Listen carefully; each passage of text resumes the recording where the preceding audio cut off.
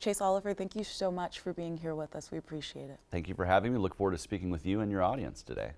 So, for the audience, for those who aren't familiar, what does it mean to be a libertarian in 2024? Well, to me, a libertarian, broadly speaking, allows people to live their own life with their own values, so long as they do so in peace. We want to limit the government down to its appropriate size, which is to only be protecting our civil liberties and from harm, but not control every aspect of our lives, every decision we make. So I say, if you're not harming anybody, your life is your life, your body is your body, your business is your business, and your property is your property. It's not mine, and it certainly isn't the government's. So small government. Absolutely, limit it down to size to much smaller than what we have today, certainly at the federal level. Here, let me ask you this. Let's take it back to your Senate race right here in your home state of Georgia. Back in 2022, roughly 80,000 votes you were able to get in that race between Raphael Warnock, Herschel Walker, and yourself. 2% of the vote you were able to take there. My question to you is, why run for president of the entire country when you were only able to take about 2% of votes in your home state of Georgia for that Senate race? Well, I think one of the most important things to be when you're a third party or an independent candidate is a true disruptor of the two-party system. That's what voters are looking for, is to actually disrupt the status quo and to show that there's an alternative option on the ballot that can actually grow in the long term. And we, of course, as a Senate candidate, I disrupted the two-party system quite well by forcing that runoff, encouraging voters to know that they have more than two choices. And that's why over 80,000 Georgians came out and selected me as their candidate, because they wanted to signal both they support the libertarian message, but also they are not in support of a broken two-party system. And as soon as I caused that runoff, I started getting calls from across the country saying, you communicated our values really well, and you disrupted the two-party system really well in Georgia. Have you ever thought about doing that in the other 50 states? And I thought I was crazy. The first time I got that call, I was like, no, that's crazy. After you get about 20 calls a day, for a few days after you cause the runoff, you thought, okay, maybe there's something to build here. And we explored that option. We did the process at you. We formed an exploratory committee. We got great enthusiasm and won our party's nomination. So yeah, it's all about disrupting the two-party system. And if you can do that with just 2% of the vote, that is its own kind of win. And there's all kinds of victories outside of course, winning the White House we can look to. We'll absolutely get to those, because that's one of my questions. But looking ahead at this race for 2024, is that the goal here, to disrupt the two-party system, or do you realistically think that you can win the White House? First off, you have to run to win. If you're not running with the purpose of winning, running as you were going to win, you're not doing it right. You're doing a disservice to your supporters, to your voters, to those who have volunteered for your campaign. So I'm absolutely in this to win it. We've already seen all sorts of unique things happen in this election, from people taking shots at candidates, 2 candidates who have now dropped out of the race, and one has been replaced. It's a very unique election cycle, so nothing is outside of the realm of possibility, and I'm going to keep fighting as hard as I can to win this election. Absent that win, there's a lot of other things we can look to as signifiers of victories for the Libertarian Party. So let's talk about that. Clearly, it's a long shot to get that seat in the White House. What other wins are you guys going for here as a Libertarian Party? Yeah, so long term, we're looking how can we build our party up. So there are wins like ballot access wins. Here in the state of Georgia, we can win ballot access for future candidates to run statewide.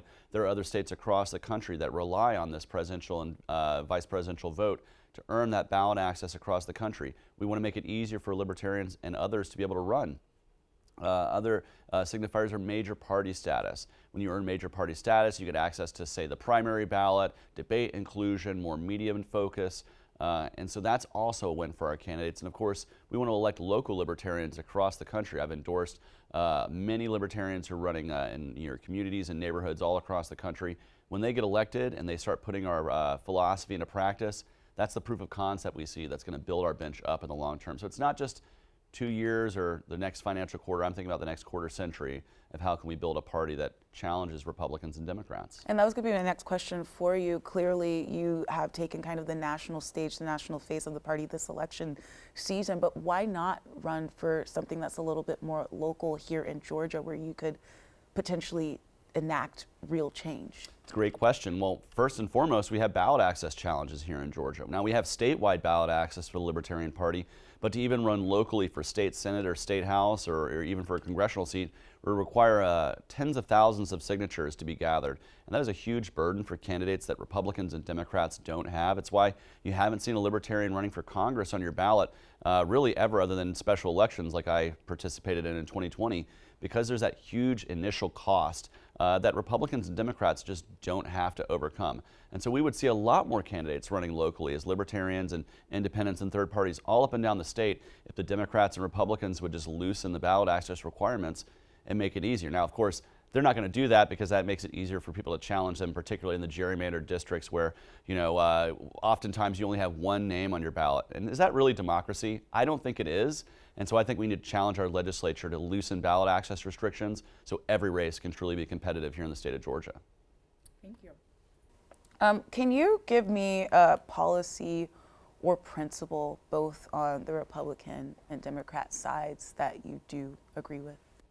Well, it's a lot about is talking the talk and not walking the walk. Like, Republicans talk about fiscal conservatism. I'm right there with them. I want to see a government that's actually, spending less than it's taking in, balancing our budget, and actually putting real, making it easier to start a small business, easing up the restrictions, loosening up the red tape that makes it harder for new entrepreneurs to enter the space.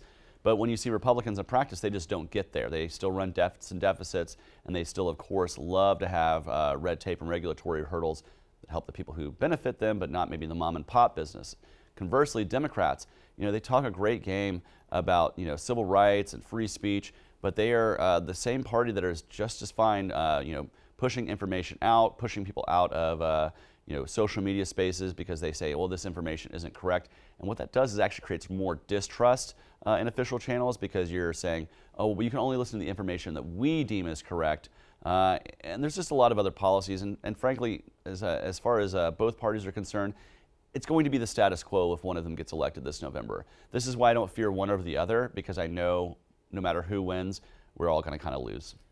I want to ask you something on the social media aspect. Are you in favor of deregulating any type of oversight then on social media? So I believe in property rights. I think if you are the head of a social media platform, you should be able to determine for yourself what information you want to have on your platform based on your algorithm, based on what's going to be profitable for you and your advertisers. Usually that's the kind of the bottom line there.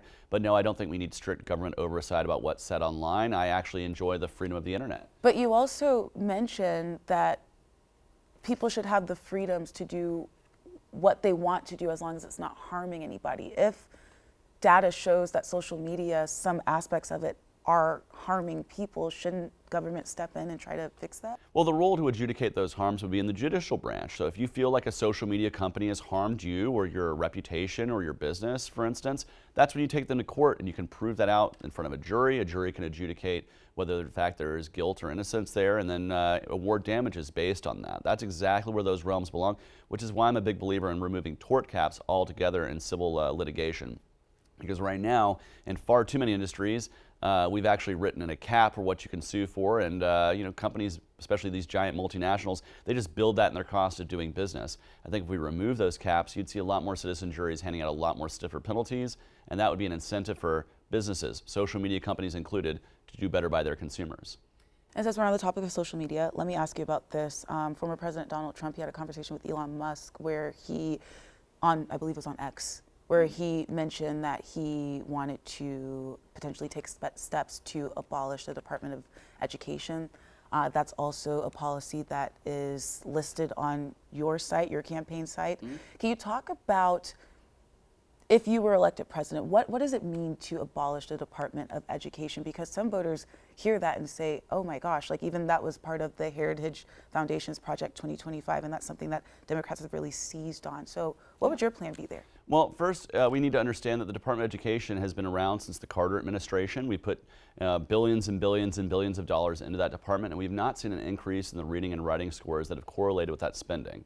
And so to me, it's putting good tax money after bad. And instead of putting good money after bad, what we need to do is realize that if we remove the Department of Education, we block grant that money back to the states, we're going to create 50 laboratories of innovation across each state, being able to determine how best to educate their young people, create critical thinkers and lifelong learners. And what we're going to see is the best practices being adopted across the nation. The worst practices will be falling by the wayside, and they will adapt to what's best practices. This also allows for regional development of education. You know, what's good for a student in Georgia might not be what's best for a student in Montana or California or New England. And so when we deregulate this and decentralize this from this kind of Department of Education that's been centrally planned, we can see more innovation in the education space that will ultimately be better for students in the long run. It's not that I don't want students to get a great education, it's that I feel like centralizing this through the Department of Education has been a failure. If we look at the statistics, it's just not working. And I think it's better to localize that education as much as possible, in particular give more power to parents and students to determine the type of schools they have in their neighborhood based on, let's fund a student, not a zip code, for instance, if we're going to be funding education. So you do agree with that specific policy? Yes, absolutely. I think actually if you were to look at the Republicans, they probably took that idea from Libertarians who since our founding, well, since the Department of Education came about, have been saying that this is probably an unnecessary department we don't need. And I'm actually going to get to that. Let's skip to that part because you mentioned when we're talking about inflation and cost of living, we know that that is a crisis for so many people today. You said by slashing spending and balancing the budget, we can crush inflation, ignite a stronger, more vibrant economy that works for everyone. What would you slash first? Well, first and foremost, it's one of the largest drivers of our debt and deficit is our Pentagon spending. We spend hundreds of billions of dollars around the world, trillions of dollars a year, to fund a military that we don't have to have this footprint around the world to keep ourselves safe. That's the purpose of our military, is to defend the people of the United States from being invaded, from being attacked from an outside force. What we are doing right now is spending trillions of dollars over my lifetime fighting wars overseas that we don't need to be fighting. And if you care about the environment, by the way, the Pentagon, the DoD, is the largest contributor to carbon in our government. So if you want to actually help fight the environment, the environmental damage, also bring people home, create more peace around the world, you slash the Pentagon. You also have so is slashing the Pentagon also, is that also slashing military spending, or for you, is that separate? Okay, yeah. Oh yeah, that would be slashing military spending, but you don't have to stop there. There are departments that are completely redundant all through the federal, the federal government, that either there's already another department that does that job, or there's no need for the federal government to be doing that job altogether. That's going to be block granted back to the states or back to the localities. You go line by line through the budget, and yeah, you do also have to touch the third rail of American politics, which is the entitlement, Social Security, Medicare, Medicaid. Particularly for younger workers like myself, we know that even if we pay into Social Security, that trust is bankrupt, and we're not going to see those benefits. So we need to find a way to transition younger workers like myself away from a centrally planned retirement plan like Social Security and remove that into the private marketplace. We're going to get better returns. If you just put your money into the S&P 500, you get better returns than you would from Social Security. So, but to older voters who might hear that, they might say, wait a second, you want to take away what I have been working up to. What is your answer to that? Well, my answer to that is check out my website and the policy, because, for older voters, people like my parents, they live on a fixed income. I don't want to remove them from that. First off, raise your hand if you're a millennial who can take care of your parents if their fixed income is removed right now. No millennials' hands are going up. And so we have to recognize the reality we're in. Those who are living on a fixed income should be able to. Those who are near retirement should be able to retire. But younger workers like me who are 40 or younger, we should recognize the reality that's ahead of us and start planning for it. Because otherwise we're just kicking a can down the road, and that misery is going to be a lot worse. The pain will be a lot worse if we try to rip the Band-Aid off in 20 years than we try to do it right now. All right. Let's talk about, just back to the run for president. We spoke about kind of the goal of what you would like to achieve. You are on the ballot in much of the nation, including right here in Georgia, including several swing states. Going back to that, disrupting the balance, what's your goal?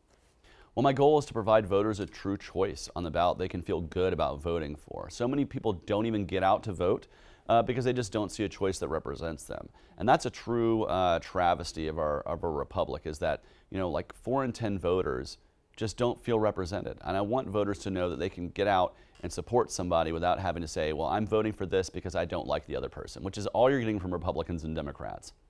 Many of these voters who are voting for Trump or voting for Harris are doing so because they don't like the alternative, Trump or Harris. No, What do you say, and I didn't mean to cut you off, but just on that point, what do you say to people who say even if they vote for Chase Oliver, that it's kind of a throwaway vote because you're likely not going to win the presidency? Well, if you live in one of these states that have ballot access requirements or major party status, you're actually creating the building blocks for further success on down the line. You're actually building something up foundationally, and so there's a success there. Also, you're letting your voice be heard about the issues that most matter to you. And so if you get out and vote Libertarian in this election, perhaps the Democrats and Republicans adopt policy strategies that align more with you. They say, hey, this is what these people wanted to see. That's why I'm going to support this in the future.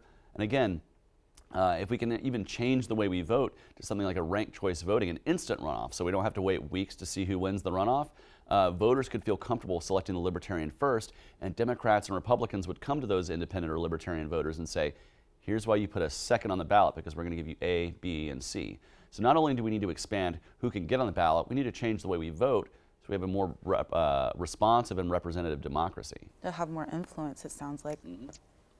Let's talk about some policy here. We talked about inflation, the cost of living. I want to ask you about war. You mentioned that diplomacy is better than war. This week we saw several hostages killed in Gaza, a very hard situation for anybody, especially those who are living in the Middle East right now.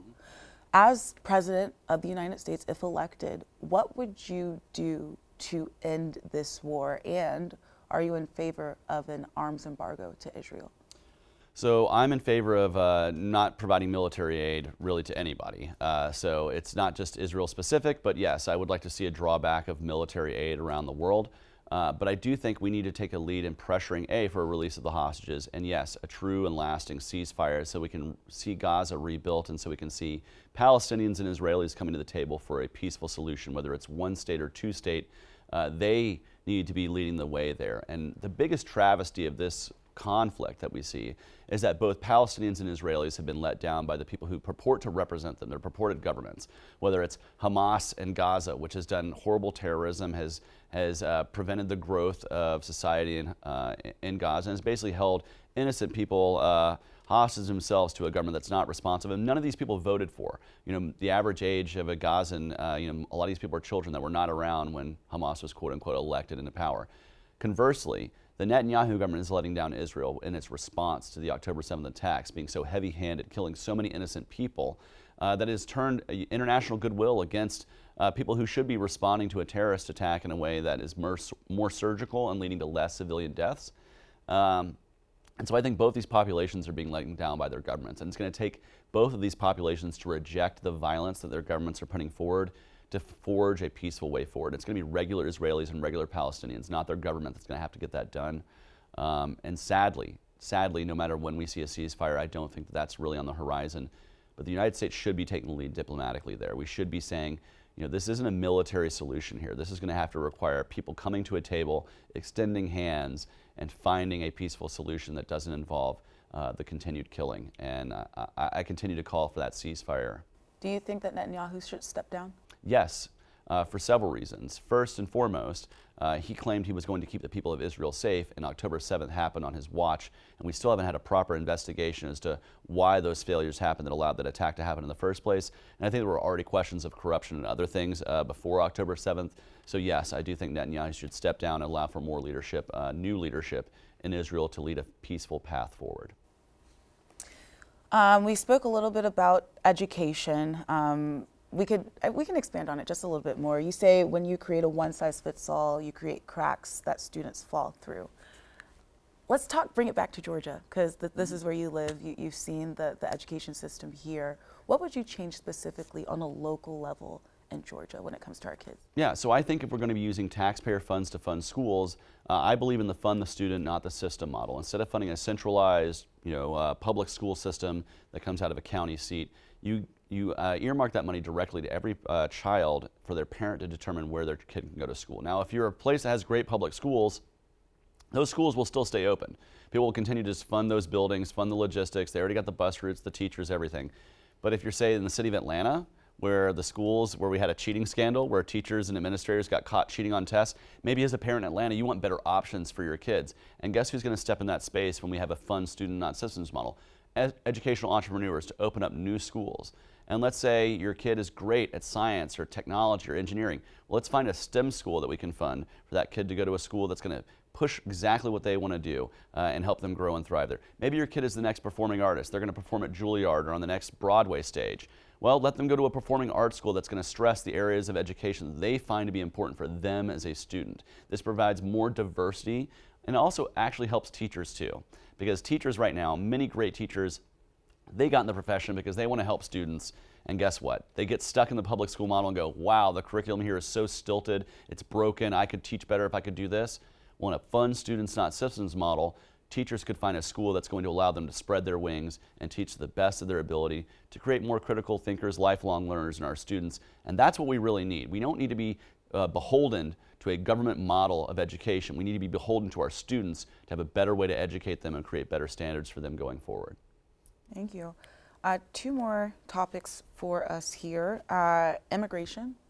What does a 21st century Ellis Island look like?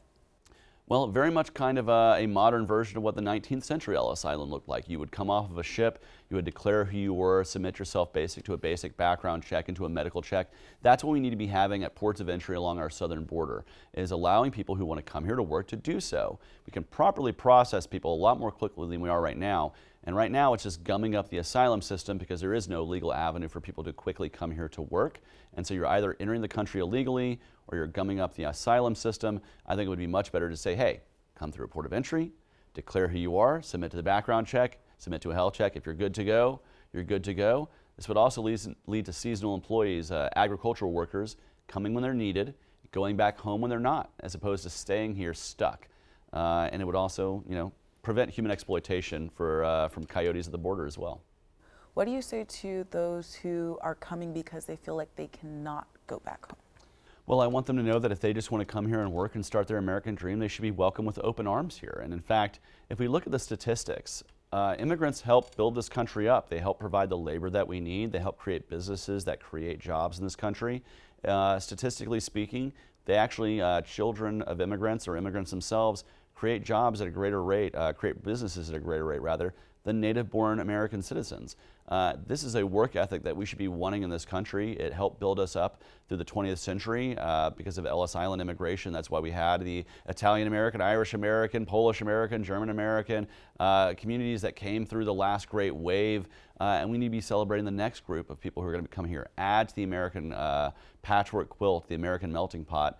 And I look forward to that. I enjoy living in Atlanta because we're such a diverse city, and I don't fear my immigrant neighbor. I fear those who would want to do harm to somebody because they came here from somewhere else seeking a better life, because that's where most of us came here from, is from somewhere else seeking a better life. And I wouldn't want to stop that just because I've had a history here. I don't want to pull a ladder up behind me. And so immigrants make this country strong, and we should support them. And when you describe your policy of, hey, you come to the border, port of entry, do a background check, you're good to go, go work. You make it kind of sound very, very simple.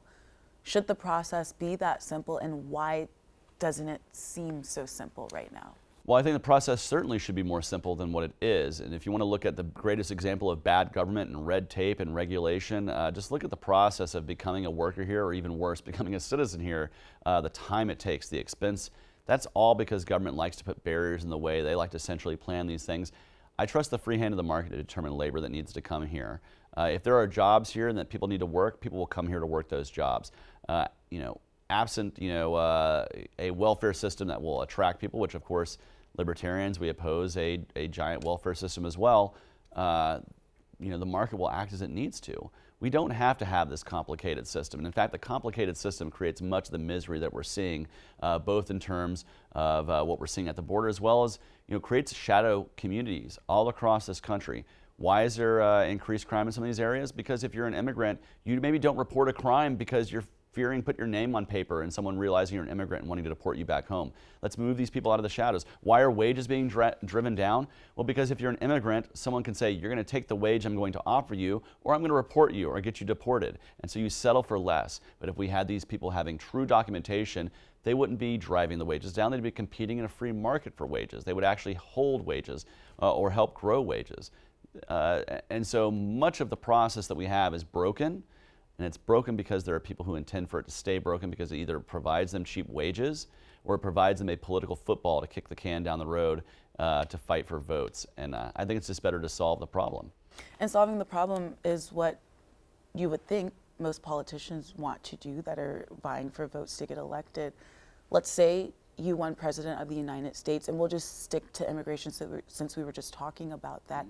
How could you convince Congress to pass something like this? We saw a bipartisan immigration bill that was struck down, and it seemed as if that was kind of the closest that they've gotten to fixing this issue. How would you convince Congress to fix it? Well, I think part of why we need to elect more libertarians is because we do need to have more, quote unquote, adults in the room when the Democrats and Republicans are just slinging mud at one another. You need to have a third player, a broker in the business who's saying, I'm not interested in either one of you having a political win here. I'm interested in having a political win for the country.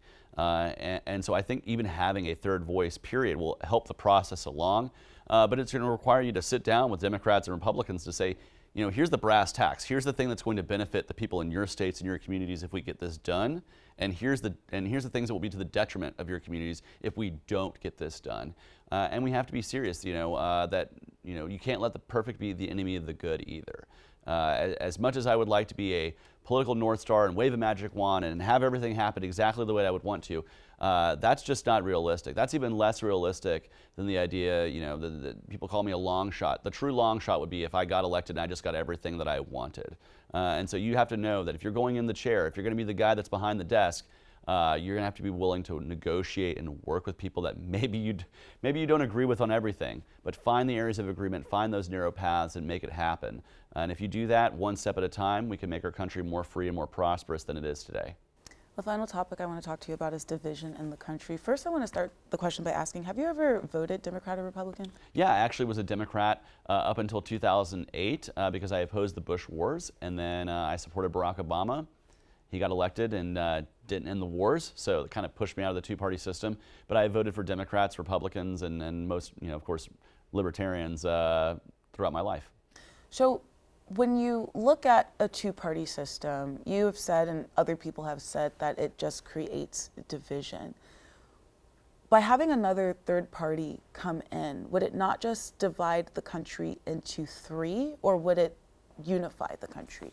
Well, what you would see is you would see coalition building. If you had three or more parties in government, most of the nations of Europe have like 4 or 5 political parties, and what they have to do is they have to go coalition govern. They have to find areas of agreement, say, hey, I agree with the Republicans on this area, let's work together with them. Or, hey, maybe there's Democrats who have this idea that I support, let's work across a coalition to get that happening. Hey, there's some Greens, or there's some Libertarians, or some Independents. Let's find those areas of agreement. And that's where you get real consensus building, and that's where you can, over the long term, pass legislation and govern in a way that's more representative of the total population, as opposed to two sides that are constantly be driven further away from each other, like when you try to put a magnet and just repels each other. That's what we have with a two-party system.